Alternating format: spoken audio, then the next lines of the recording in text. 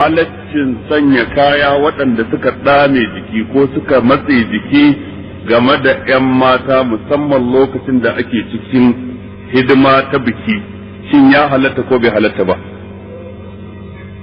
Wato domin ya zo ta al'ada ta shigo lokacin da ake cikin hidimar biki, za ka samu cewa kawayen amarya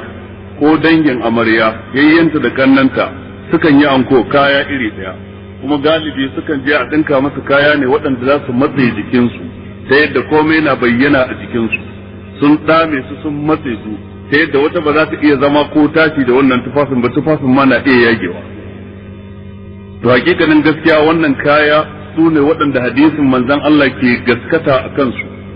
da yake cewa sinfani min ahlin nari lam arahuma qattu. Akwai waɗansu nau'ikan mutane yan wuta ne, nau'ikan mutane biyu bai riga na gansu ba har yanzu, saboda a lokacin shi ba su riga sun bayyana ba. Nau'i na farko qaumun ma'ahum siyas yadribuna biha an-nas, waɗansu mutane da suka rike bulala a hannunsu suna ta dukan mutane da ita. Malamai masu fassara sun fassara waɗannan mutane da cewa su ne shugabanni azzalumai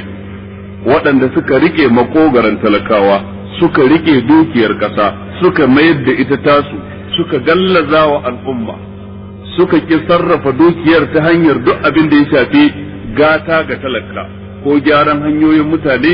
ko abin da ya shafi kiwon lafiyarsu ko inganta iliminsu ko dukkan abin da yake haƙƙin talaka ne da kuɗin da suke nashi ne. Waɗansu malamai sun fassara wannan da cewa su ake nufi al-hukamu az-zalama, zalamai daga cikin shugabanni. Waɗansu kuma suka fassara hadisin da cewa a'a, abinda ake nufi da mutanen da suke rike da bolala suna dukan mutane su ne dukkan waɗansu azzalamai da za su yi amfani da makami don cutar da yan uwansu musulmai, kamar yan fashi da makami, kamar yan daba da ake yin amfani da su a matsayin karnukan farauta, waɗanda za su rike makami su saruwa ne, yan sara suka su saruwa ne, su sokiwa ne, su fille hannun wane, su fasa kan wane, kawai dan suna goyon bayan wane, sai wane sai wane.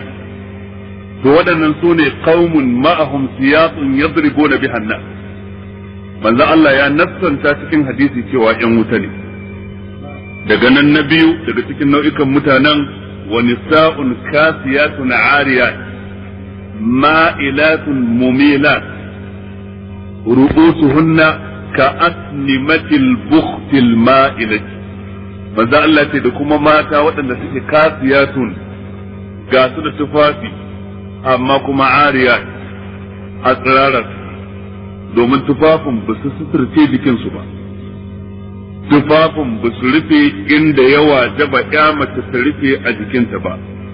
Ma'ilatun mumilat, ma'ilatun wato masu karairaye jiki idan suna tafiya,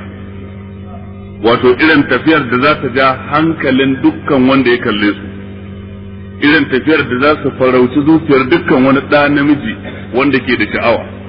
Mumilatun kuma masu koyar da waɗansu ƴan uwansu mata irin wannan yanayin tafiyar, irin wannan shigar, dan su sun yi sun lalace kuma suna kokarin bayar da mummunan koyarwa ga waɗansu masu yin irinta.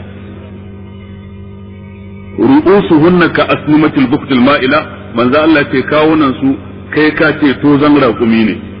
Abin nufi suna gyara gashin kansu, su yi wani style din a tura gashin nan gefen, wani kuma a tura shi nan gefen, wani a turo shi gaba, duka dai gashin na waje. Za a nuna idan an je reception, za a nuna idan an je cocktail party, za a nuna idan an je kowace irin fitsara da za a tafi tsakanin maza da mata. Gani take wannan shine cinyewa, gara ta yi amfani da yarintarta da kuruciyarta ta ci ta finye, ta yi adon tsoka tana nuna jikinta. Sai manzo Allah ce la yajiduna rihal janna, ko da kamshin aljanna irin wannan matan ba za su shaka ba. Wa inna rihaha la yujadu min masirati kaza wa kaza, kamshin aljanna kuwa ana iya jin sa tun daga tafiyar wuri kaza zuwa wuri kaza. A wata riwaya ya nuna ana jin kamshin aljanna ratan tafiyar shekara 500. A wata riwaya ya nuna ana jin kamshin aljanna nisan tafiyar shekara 250. To ko da nisan tafiyar shekara 250 ne za a ji kamshin aljanna, to ko da a jaki ne ko da a kasa zaka yi tafiyar shekara 250 kam ai ba karamar tafiya bace ba to ballantana a ce a jirgin sama ballantana a ce wani wuri to daidai wannan wajen ma ba za su je ba inda daga nan ake fara jin kamshin aljanna ballantana magana shiga aljanna ta taso dan haka nan sai ya zama wajibi ga dukkan wata ƴa musulma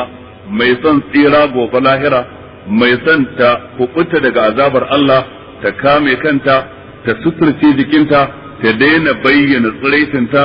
da sunan ana biki a dangi da sunan ana bikin kawa wannan dukkanin su haramun ne bayyana wannan ado din bayyana tsiraiti sannan kuma ya zama wajibi ga dukkan uba ga dukkan wanda yake da ta cewa akan matar da yake wakilci ya ansa umarnin Allah da yake ya ayyuhallazina amanu qu anfusakum wa ahlikum nara ya waɗanda suka yi imani ku tsamar da kawunanku da iyalanku daga wuta ku tsamar da kawunanku ku tsamar da iyalanku daga wuta wa qudha an-nas wal hijara makamashin ta ita wutar mutane da duwatsu alaiha mala'ikatun ghilazun hidat ga mala'iku waɗanda suke yan gadi akan ta ghilazun waɗanda zukatan su babu rahama a ciki hidadun masu tsananin karfi la ya'suna Allah ma amarahum wa yaf'aluna ma yu'marun ba ta saba Allah duk umarnin da ya musu abin da yake su yi shi suke zartaswa to dukkan mai jin tsoron Allah ya kamata ya kokarin kubutar da kansa ya kubutar da yarsa jikarsa kanwarsa matarsa daga cikin wannan azaba da take jira mutum ranar tashin kiyama ina amfanin ki yi ado ki burge a rinka labarin ki mai bidiyo kyamara ya dauke ki masu kyamara su dauke ki hoto a je a cika album da hotunan ki inda kika yi fitsara kika yi rashin mutunci kai ina amfanin a ce yarka ta zama haka kai ina amfanin a ce kanwarka yarka ta zama haka kai ina amfanin a ce yarki ta zama haka wannan hoton fa shi mala'iku za su nuna muku ranar tashin kiyama da abin da aka ce da kai da ka dauki hoton da kai telan da ka dinka wannan tufafin duk shi za a nuna muku ranar tashin kiyama a baiwa kowa littafinsa ranar da kowa za a buɗo masa littafinsa wa kullu insanin alzamnahu ta'irahu fi unuqi wa nukhrij lahu yawm al-qiyamati kitaban yalqahu mansura